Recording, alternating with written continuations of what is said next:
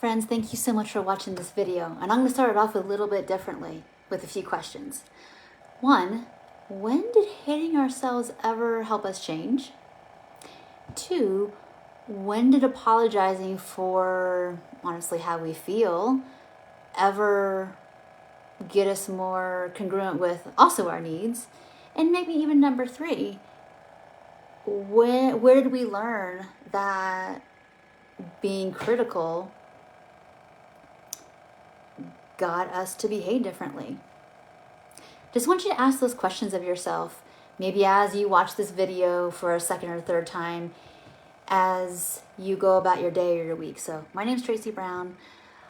I'm a trauma-informed dietitian and eating disorder expert, and I want to talk a little bit about self-condemnation. It's something that every single person who has ever tried to make peace with food or weight has experienced. Why do we all have so much self-condemnation?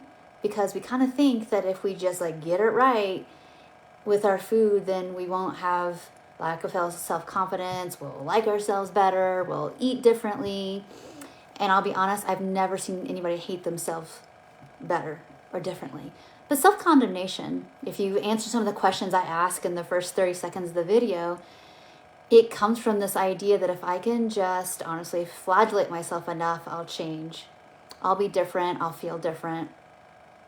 No one ever thinks about the fact that, wow, how do we actually ever learn when it comes to making food changes, changing our movement, becoming more insightful, learning how to grow our emotional regulation and affect tolerance and grow a window of tolerance to have more resiliency. How do we learn how to do that?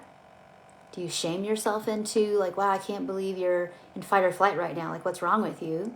Or do we say, I'm really in fight or flight right now. What is happening to me, or what is going on? You see the difference? It's pretty quick, right? Really quick in how we feel. And so just want to bring this to you today. Self-condemnation will kill your recovery. It just will. It'll feel like you're beating yourself up so much that basically I can't get there. I can't do this right enough. What's the point? Why try? That's where it leads you. And then sometimes it leads you into recovery doesn't work. That's for other people. That's for only certain kinds of people. All those are lies. It's just that we have to learn over and notice that, wow, it really is just, I've said this in ad nauseum videos over the last, I've been doing these videos for 8 years, and it always comes down to, what is happening? What is this, and can I be with it? So when you have those self-condemning thoughts of I'll never get this right, this is too hard, what's wrong with me? This is taking too long, you're comparing yourself to others. If you can catch that thought, oh, I'm doing that to myself right now. What is going on that feels like too much or not enough?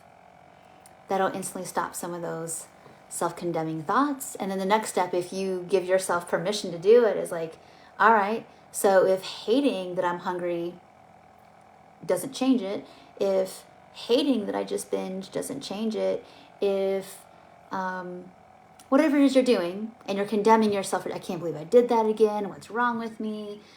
Gosh, Tracy, I just shared some really deep feelings with you, and now you find yourself apologizing for it. If you can catch it, the next step is what part of you is doing that right now?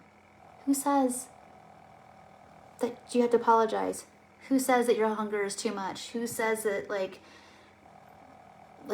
if you would have had other skills for not binging when you didn't want to binge, you wouldn't have.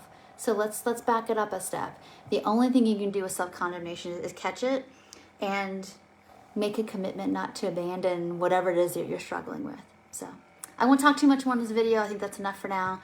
We will do another video on Wednesday to talk a little bit about the deeper reasons maybe why we have all these really self-condemning thoughts. So you can make some sense of it, especially if you're watching this video and you're why do I keep doing this to myself? I don't even understand where that voice comes from. I don't want to think this way. I don't treat other people this way. Why am I doing this to myself, especially around my recovery efforts? It doesn't make sense. So that's what we'll talk about on Wednesday as well.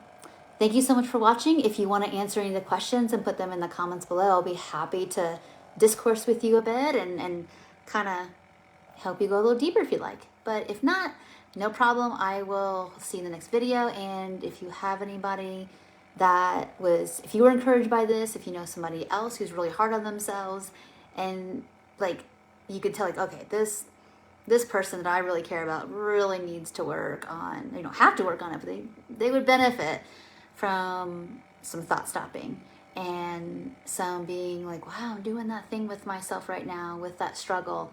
That's really interesting that some part of me thinks that if I just beat myself up enough, I'll change. If you have a friend, a loved one, who can benefit from seeing that, like, they're doing that and it's not getting them anywhere, please share this video. And I appreciate that very much. So thank you so much, and I'll see you in the next video. Bye for now.